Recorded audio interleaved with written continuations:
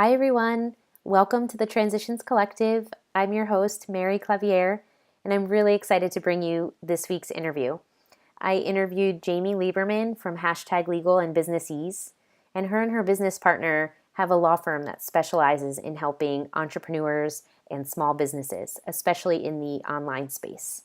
So I hope you have a lot of great takeaways from this. She shares a lot of information on tips for when you're starting out and how you can support yourself and protect your business from a legal perspective. So enjoy, and I'll talk to you soon. Hi, everyone. Welcome back to the Transitions Collective. I'm here with Jamie Lieberman of #Legal and Businessese. Hi, Jamie. Hi, Mary. Thanks so much for joining today. Thanks for having me. I have so many things I want to ask you. I'm ready. I hope you're ready. Okay, so let's start a little bit with your background. How you came to be at #Legal, a little bit about your family. Give Sure. our viewers some information. So I come from, #Legal is a law firm that is completely virtual and is geared mostly towards service professionals, small businesses, and we have a specialty in influencer marketing. And since influencer marketing is a term that was not even used a couple years ago, Yes. It's a few years old. Before that, I worked a traditional law job. I worked at Big Law in New York City, and I did that for a few years. And then I went to work for the government, which is just like Big Law. Right. And then I had my first son 7 years ago. And when I went back to work after having my first son, I realized this is never going to work. Yeah. My husband is also an attorney, and so we both worked all the time. And that's not really what we wanted. We wanted to be able to have a little bit more flexibility. So I decided I was going to try to go a non-traditional route and start my own thing. So I did a lot of different things before I ended up getting to #Legal. I did freelance writing for other attorneys. So I sort of had my own little practice where I didn't really represent clients, but I went to law firms that didn't have the bandwidth to do all of the motion writing, brief writing, the litigation documents they needed some extra help with. And I taught at Seton Hall Law School, which I've been doing off and on for a very long time, Cool. more than 7 years. Huh. And so I did that, and I had always been a blogger, and I blogged many, many, many years ago. And I started up another blog after I had my son. First, I blogged a little bit about him, and then I sort of realized I didn't want to splash him all over the internet without his permission. So I switched to a general sort of parenting blog, and that was an epic fail, and it wasn't really a fit. So I left doing that, but in getting into the parenting space, I started realizing that influencer marketing was a real thing and it was going to start making money. So I knew that I wanted to be a part of it, but I was really interested in it from a business perspective. So I always have blogged. I have a podcast. I've been involved in the online space for a long time, but it was really kind of cool that I was able to mesh my law practice, which I love, with the online space and working and specializing with people because I know where they come from. Yes. Yes, that is so important. So, well, obviously, I love you and Danielle and your firm, and you guys are great. Something, for our viewers, because there's a lot of people out there, and my story, in some ways, it's similar, right? Corporate world, and that's what I'm trying to kind of get to in these interviews. Also, is making the switch from a corporate setting to really going out and doing something on your own. So, in terms of when you decided to do #Legal, how did that kind of come about? Was it organic? Or, I mean, it sounds it kind of was because you tried some different things before that. Did you have any idea that it would be what it is now? Oh my gosh, no. So yes, #Legal is, the way that it came about was incredibly organic, which for me, I have found in my experience are the things that are the most successful. Mm-hmm. So I never wanted my own law practice, or I thought I didn't want my own law practice. I was wrong. I knew I loved the practice of law, but I had had such bad experiences working in big law and my experiences at large law firms that I was very turned off by that. I didn't like how firms were run. but yet law school was one of my happiest times. So I was trying to sort of find a way to be a lawyer and still love being a lawyer, but sort of do it on my own terms and allow me to be me. But to get there, and I'm not even sure I knew that that's what I was aiming to do. I was so burnt out when I left the government. I had been working so much and for so long that really I was just doing the ghostwriting to keep my legal brain going, but also just to make ends meet, to make the money that I needed to replace from leaving my government job. Right. And so hashtag legal was not even something I was thinking about. I basically, when I decided that blogging, the parenting blog, was not necessarily for me, I knew I still wanted to be in the blogging industry, and I also knew I wanted to blog about other things. And so I started working for a company that ran blogging conferences because I really wanted to learn about the business of blogging, as it was called then. It wasn't called influencer marketing then. And so I just did it as an assistant. I didn't even tell them what my background was. I just wanted to learn and figure it out. And then they quickly realized that maybe I had a little bit of business background. Hey, what's going on? Yeah. Yeah, I actually got this email from the owner. Who was like, "Can I see your resume again?" I never sent that. So then she figured out I was an attorney, and she knew it wasn't my only sort of job. And she was like, "Oh my gosh, can you talk about the legal issues facing bloggers?"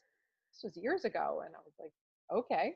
So I started thinking about what are the legal issues facing bloggers. Nobody was talking about it. My very first time I spoke at a conference, no one showed up because nobody thought about it. It wasn't interesting. Like now we get lots of people that come to our sessions. Yeah. And so the way that I met Danielle was we were paired up for one of these legal issues facing bloggers at a round table where we were just sitting there and people could ask questions and no one came. And so Danielle and I had all this time to talk to each other, and we realized we're like, this is going to happen. It's not there yet. And that's when because she also is an attorney, and she wasn't practicing at a firm either. She was working for another influencer network for fitness professionals. And we knew that this was coming. And so we just, right place, right time. And that's when hashtag legal started. That's amazing because you were able to kind of see what was happening. Being aware of your surroundings, I think, is a huge thing too, because then you can leverage that, and you found a need, right? Yeah. And you went with it, and you created it. It's amazing. At that time, there was a lot of bloggers who were starting to get paid. They had there wasn't as much noise on the internet then, and there were bloggers who had these really engaged audiences with like organically grown followings, and people knew them, and brands were sort of figuring this is a great way to reach a lot of these audiences because we know who the audience is. And so they're starting to get money, and they're thinking like, how do what? Yeah. And they go to their lawyer that may have written their will or did their real estate closing, and those attorneys had no concept of what this business was or what the practice was. And so the bloggers would end up frustrated. They wouldn't want to work with a lawyer because they'd have like a bad taste in their mouth. And so we thought, oh, we understand. I mean, both of us came from we had both blogged for a really, really long time. And we both worked at companies who were interested in the business of blogging. So it just worked out really well. Mm-hmm.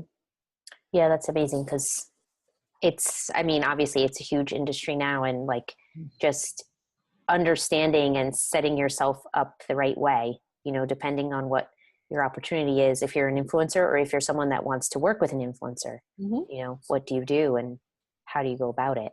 Yeah. Okay, great. So in terms of, for women that are starting out in their journey, say, of, starting a side business, or they're, I feel like in the beginning when you're starting a business, there's so many things to consider that it can be very overwhelming, right? And you want to try to have all your ducks in a row.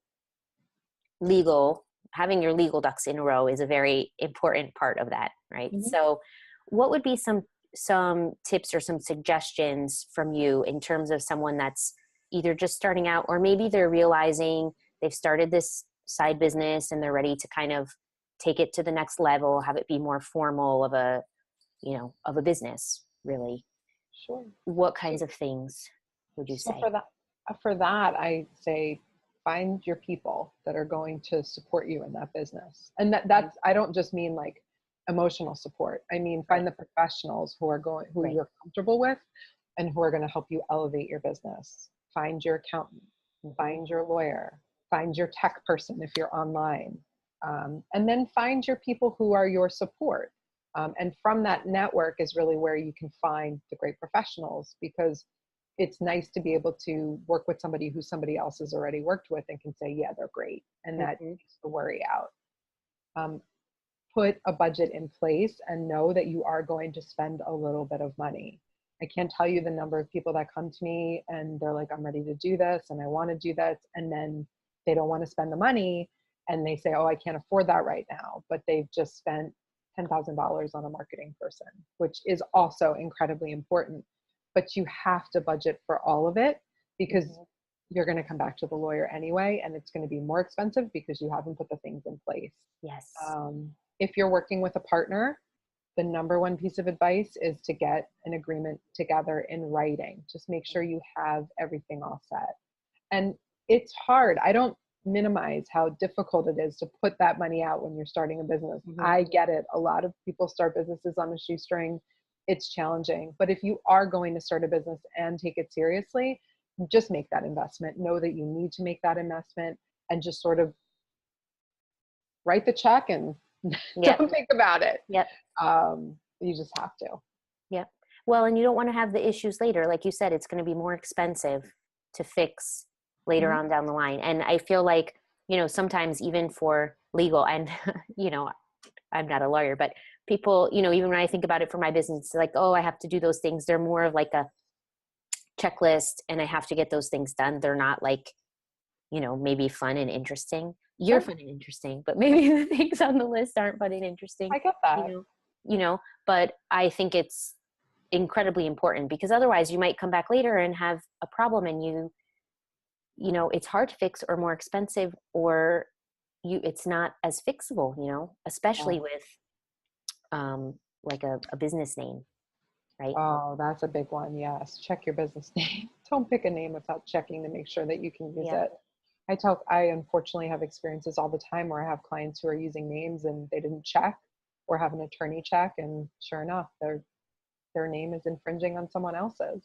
Or I have clients who are service professionals and they sort of cobble together their own contracts based on what they found on the internet or their friend gave them, and then they have a problem. And so not only do they have to pay a lawyer to deal with the problem, but then they have to pay a lawyer to actually fix the contract. And so if you just would have had a good contract on the front end, you never would have had that issue. So it's just, I know how challenging it is to put that budget together.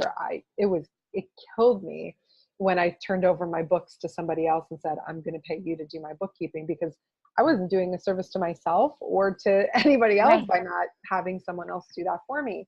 Or the tech person I rely on to fix the back end of my site when it breaks. Yeah. I can't and shouldn't do that. And that's just part of my budget that I know I have to do. Yeah. Well, that's interesting.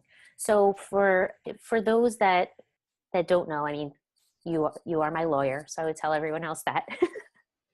I love that you're my lawyer. I love that I am. And in terms of, I just, a takeaway that I've had, that I've heard from you and Danielle, and even with talking with other people, it shouldn't be scary to work with your lawyer.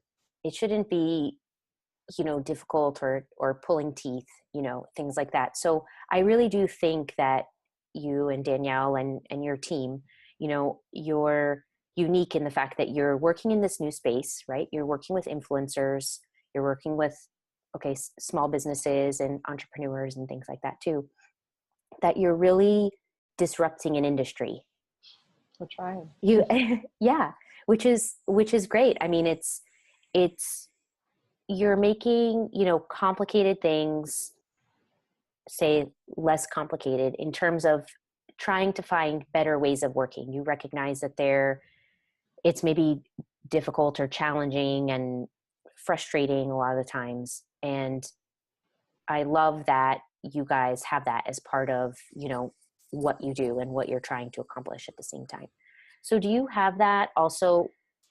I think it's part of you, but then is it also, part of what you set out in your company in terms of culture and and vision and mission and those types of things?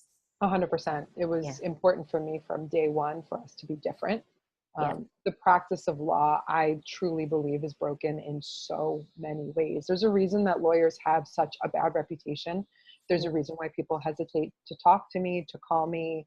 They're nervous when they're on the phone with me. I get it when they meet me and they hear I'm a lawyer. That sucks. And I think it should be changed, and it needs to be changed, because attorneys, by our nature, we're counselors. That's what our job is. That's what I love most about what I do. And I'm in a service business.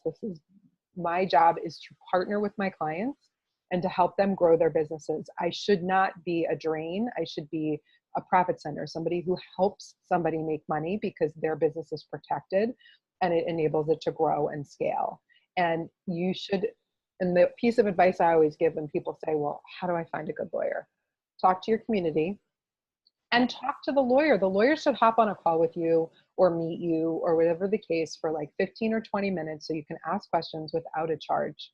I will do a complimentary consultation with anybody who has a legal issue so they can get to know me and see if I'm a fit for them. And frankly, I need to see if I'm, it goes both ways, if they're a fit for me as well, because there are some clients I may not be able to help.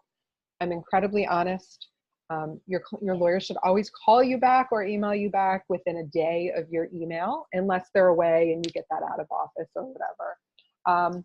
And they should never talk down to you, and they should never act superior, and all of those things. It should be when you come and work with me, it is absolutely one of the basis of our law firm is that we're just going to make it easy for you. You're going to brain dump all the information you need to give to me, and I'm going to give you a finished work product that's going to make life easier for you. And that's really the way that it should be. We're 100% virtual. And part of the reason we do that is because it keeps costs down, and we don't want to be stodgy lawyers. We're different lawyers. And that means we're not for everybody. There are some people who want a lawyer. They can go to their office and sit in that very large white conference room and be served the crappy coffee. That's not us. And I absolutely, a lot of my clients are all over the country because we do a lot of intellectual property law and other counseling that we do for clients. But my local clients here, if they want to meet, I am more than happy to meet, and we can get office space at Mission 50 downtown or anything like that. And I will. But for me, the virtual part, we have lawyers all over the country that work for us. And our staff is completely virtual, and it just enables us to be quicker and more agile and just more modern. And so that is my hope. And I think the legal practice needs to move to that direction for a lot of different types of businesses, particularly entrepreneurs, small businesses, online businesses. It's just, I should be working the way my clients are working. Yep. Yeah, that's a very good point. And especially, for me, when I started out and it was a side business, my time was even more crunched. I was working either nights or weekends, and I count a lot on being able to, either hop on a call or be responsive by email so that I could get things done, because it was a, different part of the day that I was working with, or less hours maybe. I talk to clients at night all the time after my kids go to bed. I have a very specific time of day that I am with my kids, and unless it's an emergency or I cannot find another time to talk to the client, I don't schedule calls or emails or do work during that time. My kids go to bed at 7:30. So after that time, so long as I don't have evening plans, I am more than happy to talk to clients. Yeah, that's fantastic. So that it's another thing that it's great that you've picked up on, or that's part of your culture too, because you're also able to serve your clients in different ways. Yeah. Which is very important. So how about in terms of scaling? I love this topic too. You and Danielle, you started together, and now you have quite a bit of a team, and you've added people over time, and it's amazing to see. It's great because I think it speaks to so many things. It speaks to what you're doing and how successful you are with it, and recognizing that, and just that there really is the need in this space, which is amazing because I tell people about you all the time.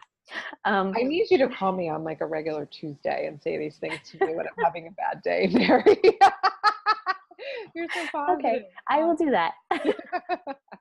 I'll bring a little flag or something, or Here's your daily That dose would be of cheer. awesome. I would love that. Oh my goodness. Yeah. So for your team, what was that process like for adding people? Scary. It was scary. It was one Yeah, of the scariest things we've ever done was hiring our first full-time employee. I mean, I think Danielle but and you I did it. are ready to just throw up, Yeah. if I'm being totally honest. It was, we should have done it sooner. And it's one of the biggest mistakes that we made as entrepreneurs. We should have done it we were 6 to 9 months behind when we should have done it. And that actually, our business took a little bit of a hit because of it. Because, we're only 2 people. There was only so much that could be done in the day. And we were doing tasks in our business that made no sense for us to be doing. Mm. And so our first hire was our amazing business manager, Bree, who handles all the things. And we found Yes. Bree because we just reached into our networks. And you'd be shocked at how big your network is. Like, use it. And Bree ended up being a referral from a local friend in Hoboken who has Really? nothing to do with she's a local mom that I know. And she worked with Bree at a previous job. And she knew Bree was looking for something different. And when I posted it just on my Facebook page saying, hey, #Legal's hiring, we're looking for a business manager, she just sent me an email saying, I have the perfect person. I never would have found her. I never would have thought to ask this because this is my friend. Like, my friend, and her kids are the same age as my kids. Right. Like, I just didn't even. Right. You'd be shocked. And she was an amazing fit. Our paralegal who we have, she was a referral for us from a client of ours, actually, and someone who we've done business with in the past. So yeah, that's how we found her. And one of our associates came to us because of she came to us through when we posted that we were looking for lawyers. Our post got shared a lot because there was a lot of female lawyers looking for a virtual job. Oh, yeah. right. Yeah, Hello. so Yeah. that's how we found our first associate, was that way. So really, it's just reaching out into your networks and just asking. I do recommend staying away from, as much as you can, working with friends. So we sort of posted like, we'd love to meet your friends to our friends. That's a very good point. Obviously, we would never hire a client. Yeah. That wouldn't work either. Right. So we had definite parameters, and we were very specific about who this person was going to be and what they were going to be doing. So we had a clear vision of their tasks before we hired anybody. Mm-hmm. And also, I guess, recognizing, because I interviewed both of you. Well, we did an assessment together on thinking preferences and profiles, and, knowing who you're hiring or, how you'll interact with them. It's no secret, anyone that listens to your podcasts, you and Danielle are opposites in quite a few ways, although you're similar in ways too. Mm-hmm. But understanding, especially with a business partner, the different styles of how you might work and then how you both interact with the same employee. We actually posted that on every single one of our posts. You have 2 owners who are completely different, and you have to be comfortable working with 2 different working styles. And we're very transparent about our strengths and weaknesses. We're very honest about it with ourselves and each other. And so when you work with me, you're going to get somebody who's a lot more talkative and outgoing, but I'm a lot less organized, and I'm wicked scattered. And I'm going to say, did I give you that? And they're going to be like, no. But I'm also going to give you a lot more warm and fuzzy. So it's just, yeah. And so we knew that. And so we definitely balance each other so beautifully. And that has worked out really well. And we were very honest with all the people that we ended up hiring. Mm-hmm. And it's worked out great. And so did you feel, you mentioned that it was scary to go through the hiring process for the first one. Did you feel like it was kind of difficult to let go? And then also recognizing that then you're paying someone else too? Is that part of because I think people are hesitant a lot of times with hiring because they say, oh, well, I can't afford to hire someone, but it's a balance, right? Yeah, in it some is. So ways. for me, letting go of tasks is not an issue. I'm fine with You're like, delegating. take I will. those. I'm Yeah. like, take all the things. Yeah. Danielle, definitely, that was her hang up. That was her Mhm. biggest hang up. For both of us, it was absolutely the guarantee of having to pay some. I mean, knowing that if we had a down month, we have to pay our employees before we pay ourselves. Mhm. So that's Yeah. really scary. The pressure becomes, it's one thing for me to be like, oh crap, I'm not, this was not the best month. It's a whole other story for me to have to turn to somebody else who's relying on this paycheck and Right. say that. And thank goodness that has not been an issue, Yeah. but that was really scary. So that was definitely, we saved a bunch of money into savings, Okay. took a little bit of the hit Mhm. ourselves and said, let's just put this aside so we know that in the worst case scenario, we're covered for a few months. And so that definitely helped with that, made us feel a lot better about doing that, knowing we had that sort of like extra in case there was a month or two that we didn't expect. Because our, service businesses are cyclical. We're actually in May was a little crazy because of GDPR and everything that That's a happened whole there. But different story. June and July and August are frequently quite slow in our business, and then it'll pick back up again in September. Okay. Yeah. So we knew that, and we're 3 years old, so we don't have as much data as we'd like, particularly because the first year and a half of #legal, we were focusing on a different business at the time. We were focusing on Businessese. So Oh, the blogging part of it. yeah, exactly. So the podcast and Yeah. we have information products that are specific for influencers, and we put a lot of energy into that. And so #legal was sort of second at that time until we really sat down and we said, no, this is the business. Like this is this is where we need to focus. And we sort of switched gears. So it was, so knowing, like, we don't have a lot of that data. We experienced the minute we said, okay, we're focusing on #legal, it exploded. It really Wow. like blew up in a way I never thought that it was going to. And so we don't have a lot of historic data to say, okay, I know July and August are going to be a little bit slower and this is what that's going to look like. So. Mm-hmm. Well, and that confirms too why we talked about, and I said the word disruptor, because when I think of where am I going to go for my legal person, not going to, an internet site like a legal Zoom, there's, there's, there's not many, it's word of mouth, but it's not like there's a lot of choices out there either, in some ways, because you are really leading in your industry, for what you're doing. There are not really many of us. Yeah. So, but that's why, I think that's also why once you let it in, it exploded, Yeah. Yeah. It's true. It's true. All of a sudden people are like, oh yes, we need this. Yeah. Right. Especially, I mean, for me, for sure, it can be overwhelming to think about, okay, what do I have to do to prepare my business? Because it's really the groundwork and the foundation of your business. Mm-hmm. You're not going to build a house without a foundation. That's exactly right. And if you're, investing in yourself and your business for the long term, you want to make sure that you have a good foundation. But, part of that is knowing what you have to do and making sure you do it the right way. Yes, exactly. I'm a fangirl. Keep saying it. Yeah. Right back at you. Thanks. So in terms of, okay, one more closing question for you around corporate America to entrepreneurship. So I like to leave my viewers with, a little piece of a tip, a business tip, or something else, a learning that you found. What skill from working in the corporate world has helped you the most as you became and as you are now an entrepreneur? Professionalism. I found that I came from a very professional environment and a very formal environment. And so the adjustment to the online world, which is very informal frequently, entrepreneurs who can be very informal. And I adore that. I love it. I love that I have close relationships with my clients, that I not only count them as clients, but I really do consider them as friends.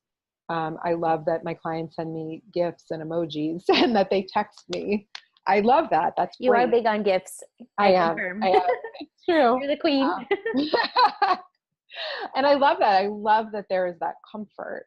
But first and foremost, my emails, my reactions, my dealings in general are always incredibly professional Mm-hmm. and incredibly kind. Mm-hmm. And I found that has really taken me far, because I encounter a lot of, unfortunately, not so kind or professional people Sure. in our world sometimes. And so I always lead with professionalism and kindness, no matter what is thrown at me. I never let my temper get the best of me. And because I came from an incredibly adversarial environment, I was a litigator. And so my whole world was adversary. And So I didn't interesting. love that. Yeah. No. And so I was always incredibly professional. And the angrier someone got at me, the more vicious, the nicer I get. So, and it works. That's a great skill. Can I borrow that one? Yeah, it really works. I don't ever rise to it, mostly because it's business and you don't take it personally. It's not Yeah. personal. Yeah. And so that, I think, is something that I really took from my professional environment, because I worked in some very toxic environments with some very difficult personalities. And I always sort of maintained that level of professionalism, and I never let it get to me. Mm-hmm. Very important. That's a great tip. Yeah. That is a great tip. Yeah. Never write something down that you don't want, like, your kids to read. And so I just see people fire off emails or post things on the internet or on Facebook or whatever the case may be without even thinking. And so I just think about that, and I think, oh man, I never want to write anything that I would be embarrassed for my kids to know that I wrote that, Mm-hmm. or would be not a good model for them. Right. No, that's a very good way to look at it, for sure. Great. Well, thanks, Jamie. Can you tell our viewers where they can find you? Sure. So you can find us at hashtag-legal.com. And I am Jamie, Jamie, at hashtag-legal.com. All the same on all the social media. I also have the Businessese, which is Businessese Influencer Marketing Podcast, where we talk about all things influencer marketing. And you can hear Mary's interview. It's a great podcast. It is good. And we talk about a lot of entrepreneurship. It's not just Yes. influencer marketing, but we do talk a lot about entrepreneurship topics. Mm-hmm. We definitely delve into a lot of things of what goes into running your own small business in an online world. And the Businessese site as well has lots of resources for people, articles and products and all good stuff. Mm-hmm. Excellent. Well, I'll put all of that in the notes as well with the video. Thank you so much, Jamie, for your time today. It's very enlightening. You have so much great information, so I really appreciate it. Thanks for having me. Okay. Bye. Bye. Hey, everyone. I hope you enjoyed that interview with Jamie. I thought she had a lot of great information. I love what Jamie and Danielle are doing to help businesses, especially in the online space, in the influencer space, and working with brands. All of that. It's such a new, uncharted water, and I think it's really helpful what they're doing. If you started a business and you don't have a lawyer yet, or you're thinking about starting one, and you want to see what you should be doing to protect yourself and your business, I'd encourage you to reach out to someone, reach out to a lawyer. Like Jamie said, your lawyer should be willing to talk to you. So, do some research, find someone that you fit with, and get your business tribe. Find your lawyer, find your accountant, find your tech person, and all those people that are really going to be part of your core that'll help you and support you as your business grows. It's so important to have the right community and the right people around you, not only for social reasons, but also for your business and logistics and things like that. So I encourage you to do that, to take a step and do some research and find someone that you work well with. And I mean, of course, Jamie too. If you're looking for a lawyer, I recommend talking to #legal. Jamie and Danielle run a great business and have a great team of people. So I hope you enjoyed this episode. I hope you found something useful and you have some takeaways for things that you could do to protect yourself and your business, and also working through your next steps in growing your business. So until next week, I will speak to you soon. Thanks. Bye.